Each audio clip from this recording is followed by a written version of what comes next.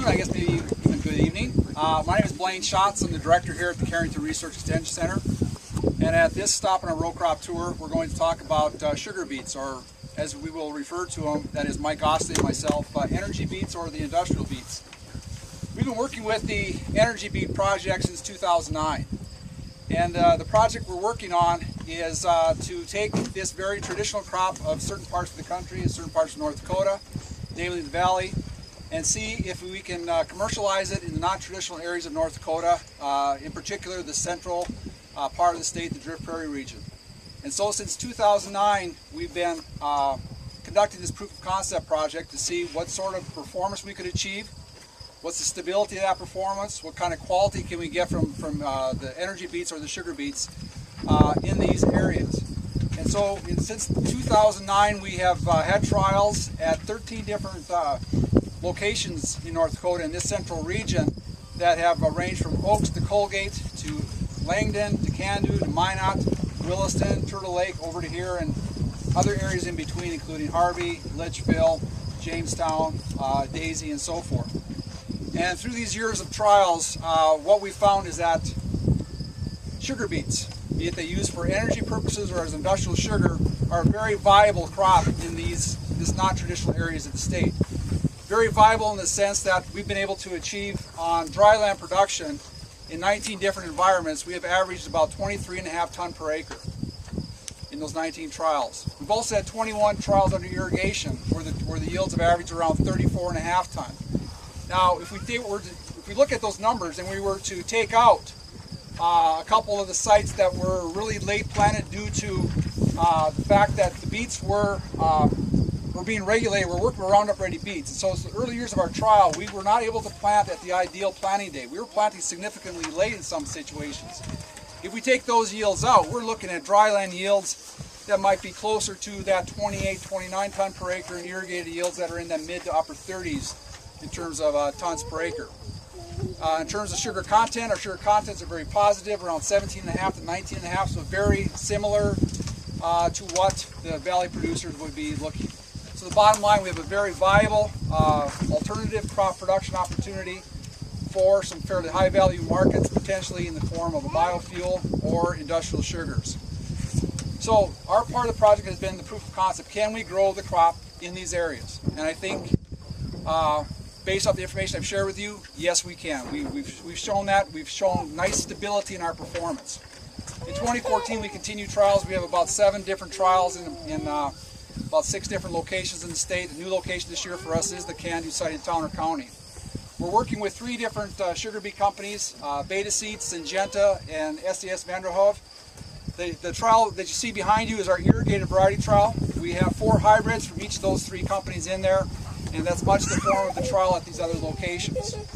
Now, for some of you, we visited about this project for multiple years in the past. Probably 4 years ago, we were looking at maybe 2015, 2014 even being our first year of commercial production. We're not there yet, but we're working, as I believe I indicated, with the Green Vision group who started this project.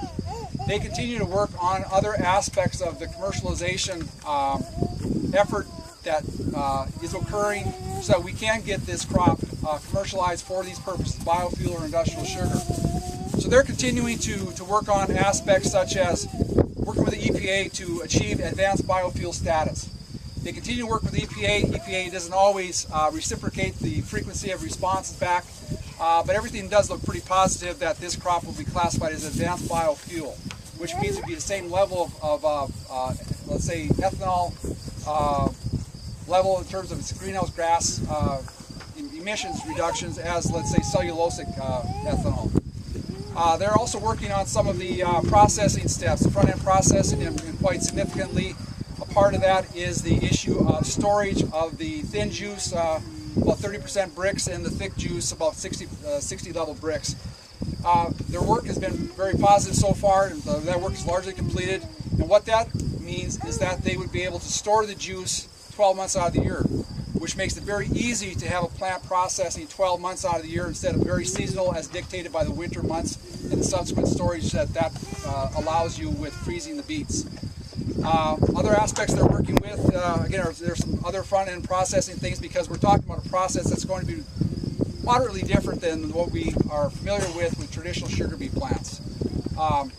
So they are working on those things towards moving this project forward towards commercialization, and I guess that's where we're at. We're probably, I would say, probably a couple of years out yet before we see commercialization in terms of commercial production. But everything I would say does look positive. You look at just the basics of the trial, what we're able to achieve in terms of pounds of industrial sugar per acre or gallons of ethanol per acre. It's got to make you believe this project has a future. We're looking at a couple of years before we have commercial production. But what can we do in the interim? And with that, I'd like to introduce Mike Ostlie, our research agronomist here, who's working on a couple other opportunities with the beets that would provide experience for new growers and also some product for utilization in other situations within the farm enterprise. I came on board in 2012 out here, and just as we're kind of in the midst of a lot of energy beet work already, one of the first things we wanted to look at was we'd read in the literature that sugar beets are one of the most salt-tolerant species that grows in this part of the country. And number two, that sugar beets also make pretty good livestock.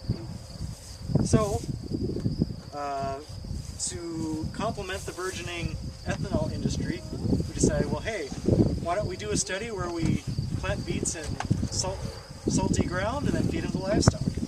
Makes sense. We started doing some of that work in 2012.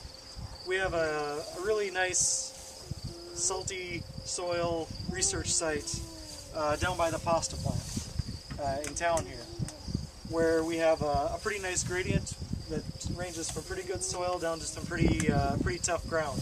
Over 3 years now of conducting research down in that area, we've found that energy beets are as good or better than barley as far as salt tolerance goes.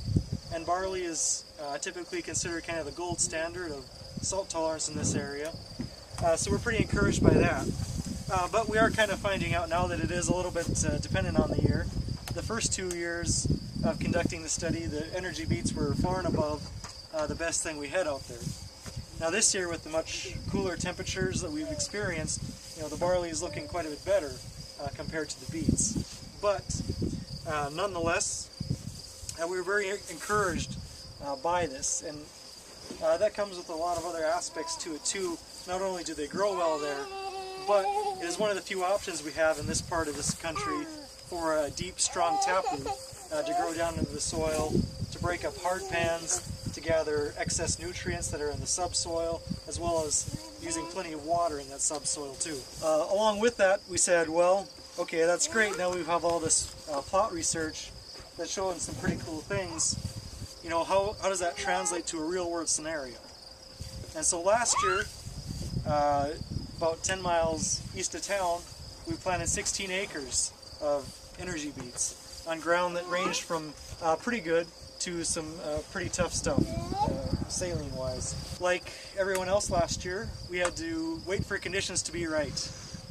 Now, NDSU recommends sugar beet planting dates at the end of April to early May. We were sitting there on June 20th, trying to be as optimistic as we could. It was a pretty tough year that year, and that field in particular is kind of a drainage site.